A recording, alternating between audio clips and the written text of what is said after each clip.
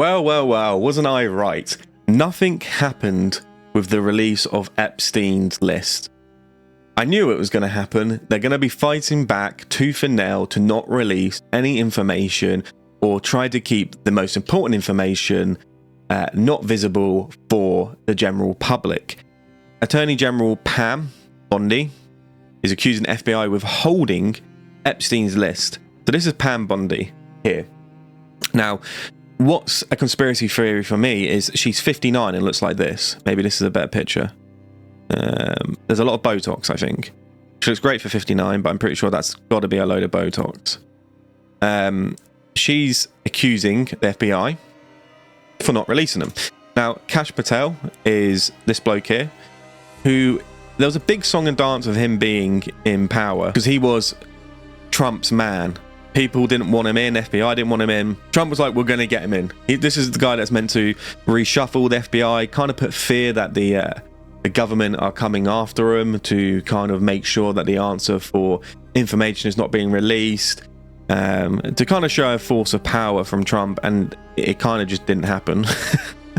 So Bondi wrote to Kash Patel on Thursday with thousands of pages and documents related to a federal investigation to Epstein, noting the FBI never disclosed the existence of these files. This guy should be releasing them. And it can be a multitude of reasons why. There's a load of closed doors that potentially he can't access. Because of the bureaucratic of politics in general, there could be a load of things that is stopping even the head of the FBI to release this information, and even Trump. I'm not too familiar with US politics and the intertwining nature of how to release information, but I'm pretty sure in any real world that if the FBI director and the president of the United States of America is like, we're going to release them, and then also the US attorney here is saying we need to release them, what's stopping you? Is Trump behind closed doors going, do not release them? Is Kash Patel looking at this going, we shouldn't really release these?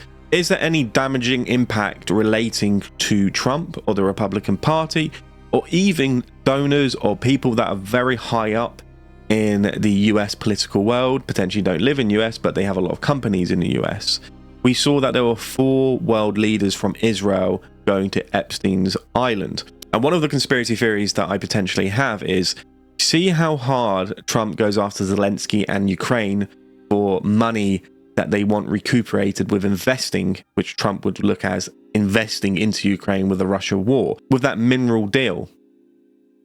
And people have pointed out, why is he not going after Israel? And I believe there's a big significant difference between Israel and Ukraine. If Trump can get the minerals from Ukraine, all he cares about is the economy. He cares about security and the economy, not really much else. So if Russia gets a better deal in Ukraine, he's not going to care if he gets the resources from Ukraine. Then he will lead the EU to put soldiers on. He won't put American boots over there. He'll put the EU. He said, we've given enough to the EU. That's why he's putting tariffs on them for some bizarre reason. And they've taken advantage of us, and now we're going to tariff them, and then they can defend the border, not American troops, because security, he wants to be known as the guy that is able to secure the border from Mexico to America, to make sure the economy is good just for America, not really caring about the rest of the world, which then also has a direct impact on America's economy. But also being the person that gives peace. He wants to be known as the leader that has peace. They're pretty much his 3 main principles. With Israel, if you don't know, Russia were in Syria for quite some time to help Assad and his regime against Turkish rebels coming in and helping the rebels in Syria, stopping Israel from doing anything. And Syria really was a big buffer zone from Israel to going to Iran, but Iran could then go to help Syria and also try to take Israel. And if you look at the map now of Syria, Israel's taken part of Syria, and it's the really important part of Syria where there's very high mountains, which Israel either couldn't see what Iran was doing because the mountains were interfering, or also it was very hard to defend against any rebel activity like the Houthis because of the mountains. So now Israel has those mountains, which means then America could attack Iran without Syria helping or putting in, and so could Israel.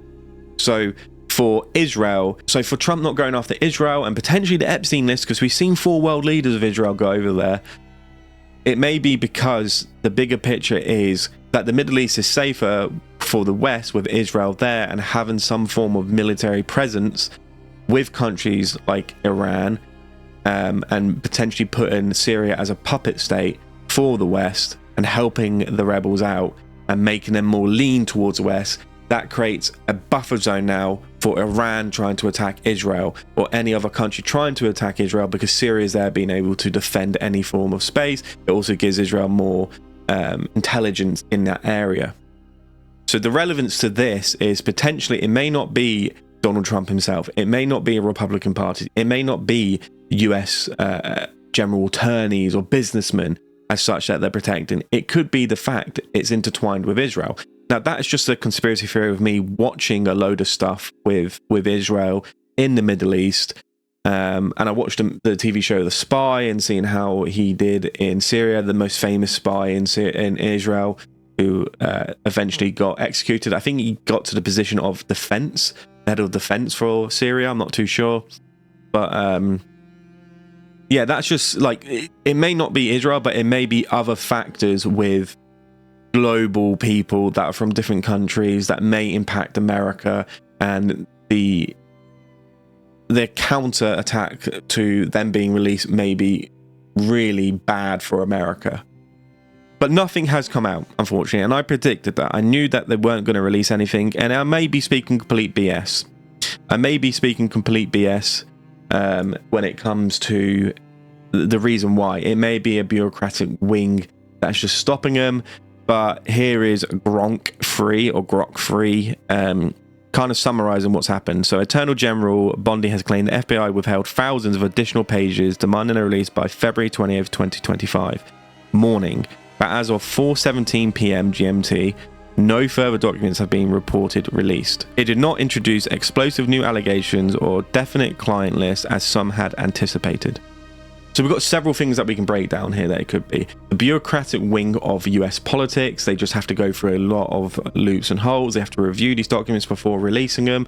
But that should be transparent with Kash Patel saying that. Could be the fact, actually, it might hamper down the Republican Party, maybe Donald Trump further, and they're kind of withholding that information before they can, push off some information. Like I said yesterday, they push off some information to kind of make people pleased and then kind of hope it's forgotten about.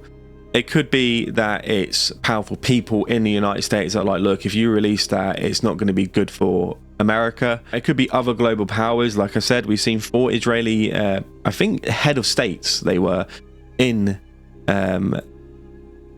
that were attending Jeffrey Epstein's island. So is there further? Is Netanyahu,